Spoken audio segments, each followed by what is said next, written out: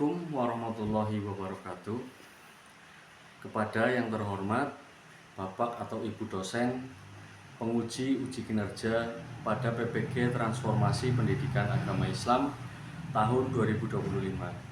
Perkenalkan, saya Agung Nur Hidayat, mahasiswa PPG PAI tahap 2 tahun 2025 di LPTK Universitas UIN Saifuddin Zuhri dengan NIM 25411084081125. Pada hari ini Jumat tanggal 10 Oktober 2025,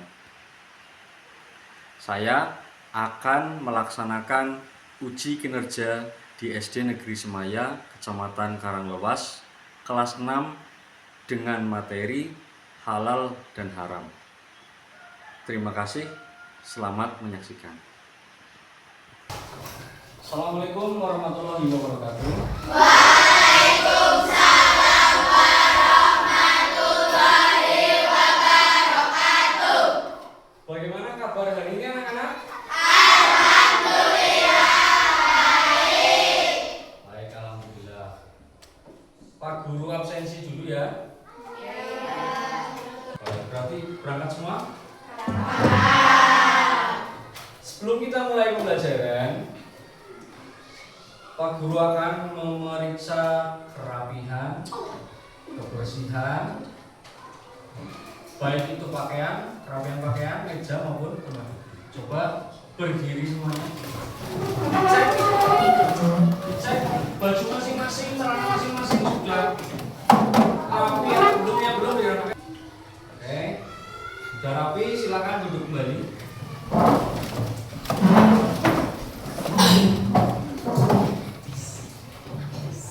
Kalau sudah rapi, sudah siap untuk belajar ya? Siap. Silakan ketua kelas untuk memimpin doa. Siap, berdoa dimulai.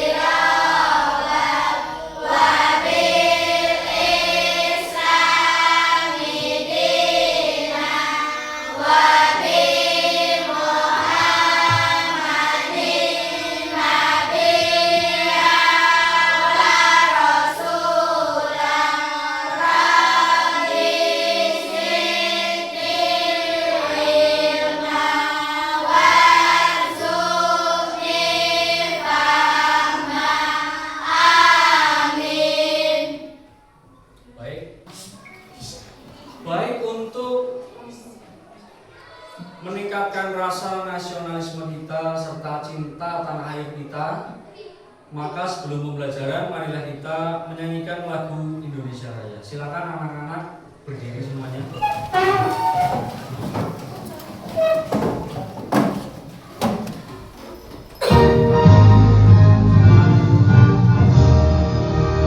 Indonesia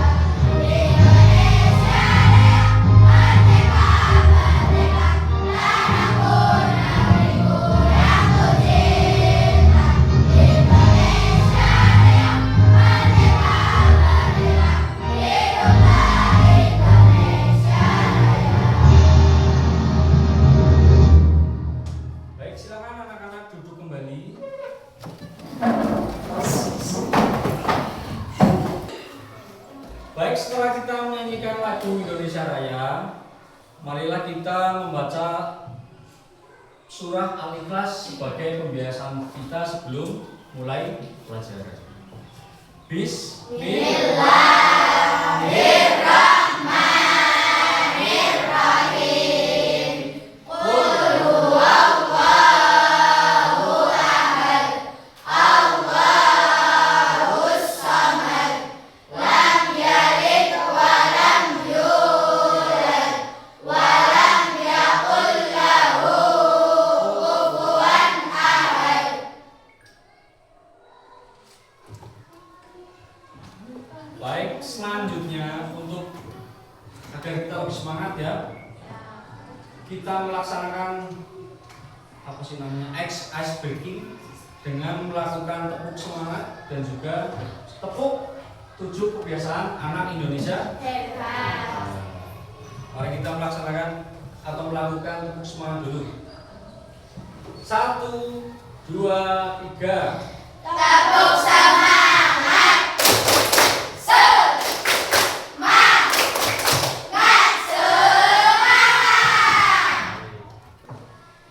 Tepuk 7 kebiasaan anak Indonesia hebat. Bangun pagi merdeka dan olahraga. Teman belajar makan sehat dan bergizi. Ayo bermasyarakat, tak lupa istirahat. Aku adalah anak Indonesia hebat. Tepuk tangan untuk kita semua.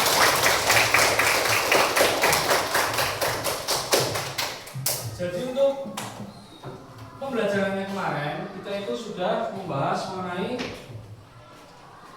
halal dan haram.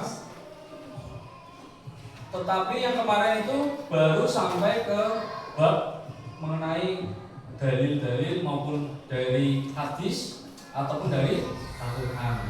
Selanjutnya pada pertemuan kali ini kita itu akan membahas sebab musabab atau sebab-sebab kenapa perkara itu dihalalkan dan juga diharamkan. Di sini ada pertanyaan romantik.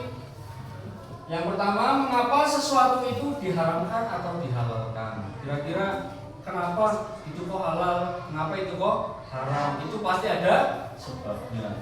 Yang kedua, bisakah yang haram menjadi halal atau sebaliknya? Yang halal jadi haram, yang haram bisa jadi halal, kira-kira bisa?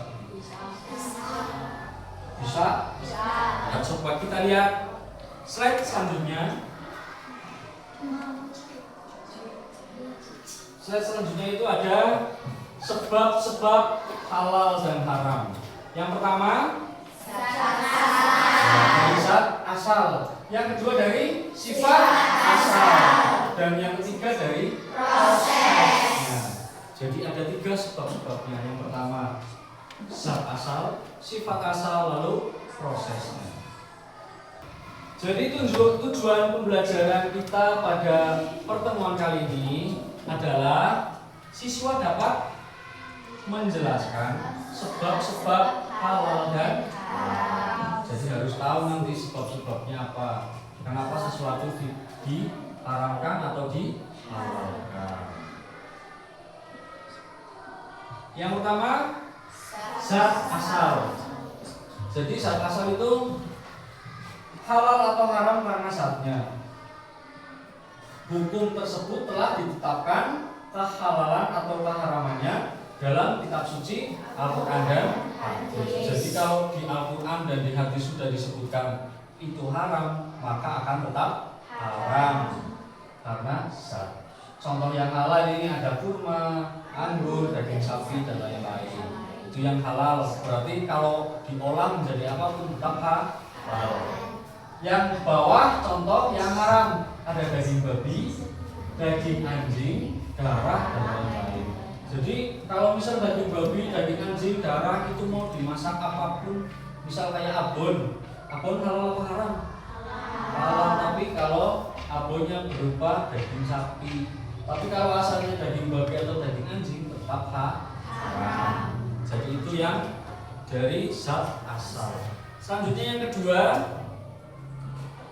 sifat asalnya. Sifat asalnya di sini sesuatu dari hasil perbuatan dosa maka haram hukumnya.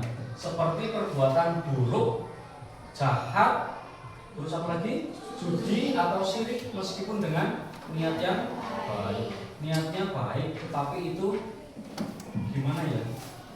Langsung ke contoh saja coba. Mencuri untuk bersedekah, niatnya baik untuk sedekah, cuma caranya salah, caranya itu yang diharamkan karena mencuri. Terus syirik untuk menyembuhkan suatu penyakit, biasanya di desa-desa kan ada ya, supaya sembuh ngapain? Ya mau dukun misal harus bertapa, misal kudu apa biasanya. Jadi ini yang salah itu caranya. Selanjutnya yang ketiga, prosesnya. Segala sesuatu yang semula halal dapat berubah menjadi haram. Yang tadinya haram atau yang tadinya halal itu bisa berubah jika cara pengolahan, pengelolaan, cara mendapatkan tidak sesuai dengan syariat agama. Contohnya mendapatkan uang dengan cara korupsi, itu juga haram.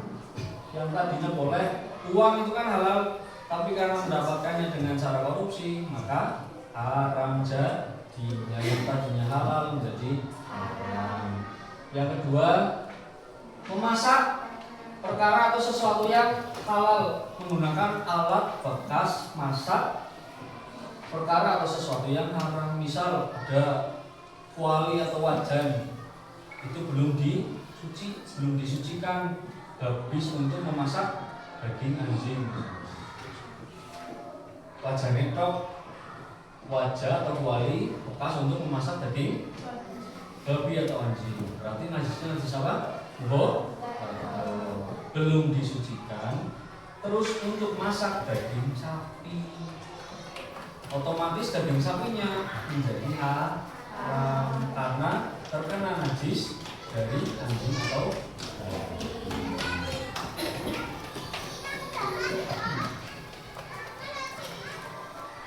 Oke, sekarang Pak Guru akan membagi kelompok.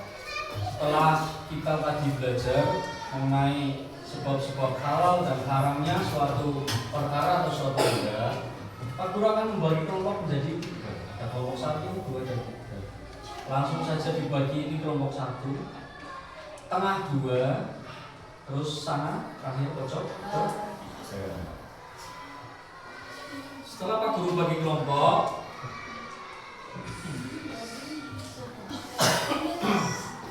ada 3 gambar. Yang pertama gambar untuk kelompok 1, yang 2 ada gambar untuk kelompok 2, yang terakhir gambar untuk kelompok 3. Jadi coba diperhatikan setiap kelompok. Kelompok 1 perhatikan gambarnya sendiri itu. Ada apa itu? Abon ular gitu aja ya, nggak usah dibaca asli mananya, nggak usah. Ini ada abon ular. Yang kedua kelompok 2 ada apa ini? Orang yang bersedekah. Tetapi ini ada keterangannya ya. Sedekahnya itu menggunakan uang korupsi atau mencuri. Tapi sedekah tapi menggunakan uang yang haram. Yang ketiga kelompok 3 dilihat ada apa ini? Oh iya, babi panggang, babi crispy ya. Nah, coba setiap kelompok menentukan gambar yang pertama untuk kelompok 1, gambar yang kedua untuk kelompok 2, gambar yang ketiga untuk kelompok 3. Itu termasuk halal atau haram. Sebab-sebabnya apa? Kan ada 3 tadi sebabnya. Ada yang karena zat asal, terus sifat asal, proses yang terakhir. Coba ini yang mana? Kelompok 1 dijawab sudah berembuk atau berdiskusi? Sudah? Umumkan jawabannya? Oh, belum? Oh, sudah? Coba yang kelompok gambar ada abon ular, kira-kira halal atau haram? Haram. Ini diharamkan karena apa? Karena zat asal. Jadi karena awalnya ular, walaupun dibuat abon atau dibuat dendeng tetap saja haram. Tepuk tangan untuk kelompok satu. Tepuk tangan untuk kita semua.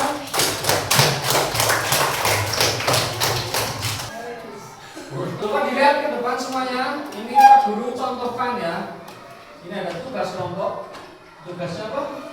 Membuat poster ajakan agar menyukai sesuatu atau perkara yang halal.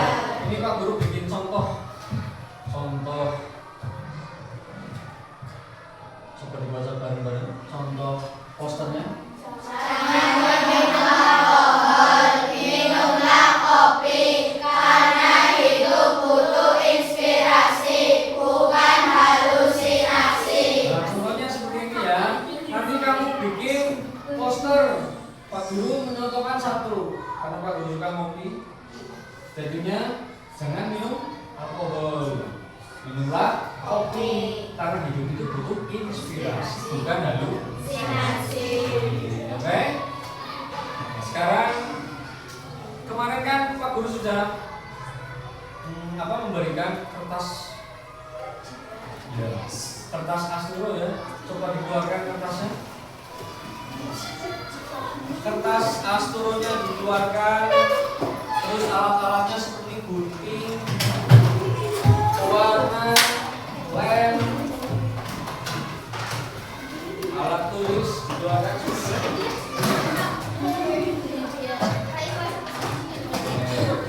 Silakan anak-anak membuat poster ajakan untuk menyenangi atau menyukai sesuatu yang halal. Itu kan ya bisa gini tujuan nanti kan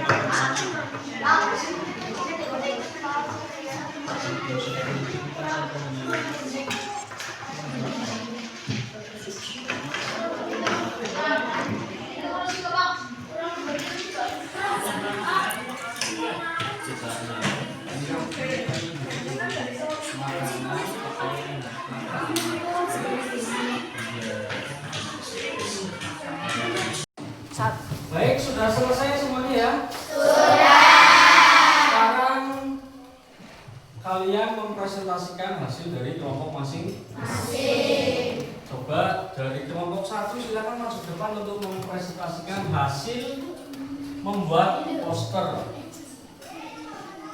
Kelompok 1 dipresentasikan coba. Assalamualaikum warahmatullahi wabarakatuh. Waalaikumsalam warahmatullahi wabarakatuh. Kami dari kelompok 1 akan mempresentasikan hasil poster dari kelompok kami. Mengonsumsi yang halal, menjauhi yang haram, hidup jadi tentram. Baik, ini hasil poster dari kelompok 1. Mengajak kepada sesuatu yang bagus ya.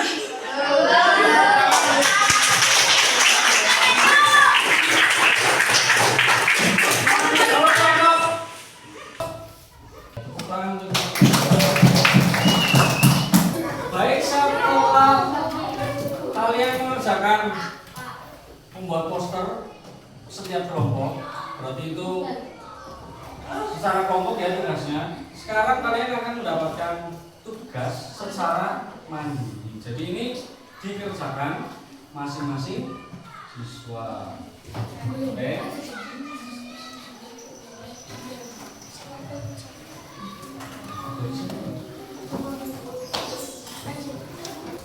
Baik, setelah kita melaksanakan pembelajaran sebab-sebab halal dan haram dan kita telah melakukan tugas ya, mengerjakan tugas membuat poster, terus ada juga yang tugas mandiri menjawab soal-soal yang telah Pak Guru berikan. Jadi hasilnya itu sangat memuaskan. Kalian berarti sudah bisa membedakan mana yang haram karena 3 hal tadi. Yang pertama adalah zat asal, yang kedua karena sifat asal, yang ketiga karena proses. Nah, jadi hasilnya sudah sangat bagus. Selanjutnya pesan-pesan ya untuk kita semua, terutama untuk kalian.